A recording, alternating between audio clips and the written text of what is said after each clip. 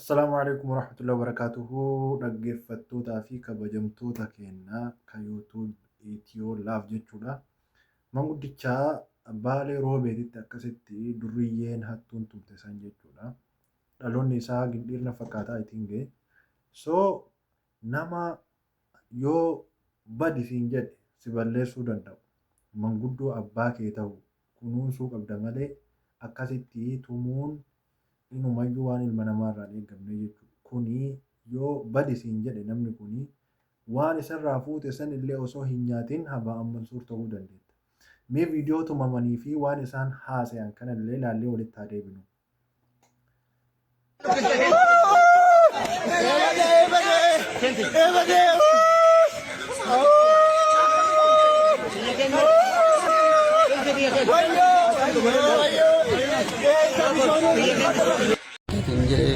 San dhaquudhaaf ganama sa'aatii tokkotti jechaadha guyyaa'eetiin jedhee asii mannaaraa kana dhufeetiin jedhe jechaadha gara garfaa deemu maatiin kiyya raayitu illee jira achi deema jedheetiin yeroo maan seenu namni wayii humna qabu dargaggeessi dhaabadhu naan jedhe hin beeku waan ta'eef dhaabachuu hin dandeenye fiigaa dhufeen moobaayilee naamxaa naan jedhe mobaayilii kiyya fide mobaayilii maali?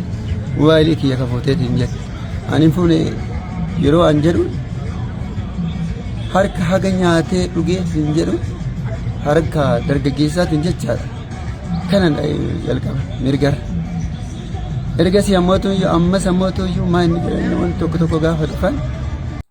Walumaa galatti gocha suukaneessatu nama kana irratti raawwate. Gochi kun kan itti raawwate magaalaa Roobee Baalee keessatti. So waan akkanaa kana dhugumatti illee yoo hanni dirqama sirratti tahee siigalee tahee nama guddaa akkanaa kana hatuun no hin barbaachisu. Yoo hanna illee barbaadde haala salphaadhaan hati malee tumaadhaan nama guddaa akkasii magaalaa keessatti salphisuun hayyee suni hattu haa jennu.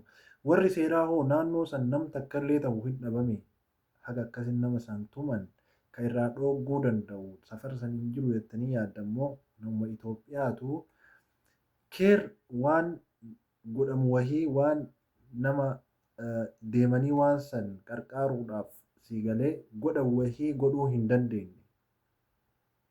Anamma nama miidhamaa tokko yoo arge boota fedhettuu gidduun seena yoo dhahamillee rakkoon qabu.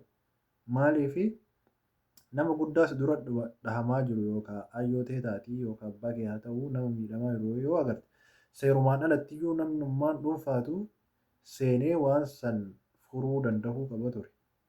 Nama manguddoo akkasitti namni kun dhaabatee viidiyoo irraa waraabaa kun ammoo maal jedhaa siigalee namni Itoophiyaa walumaa galatti walii rifannoota dhaabee jira viidiyoo waliin turtii gaariis ni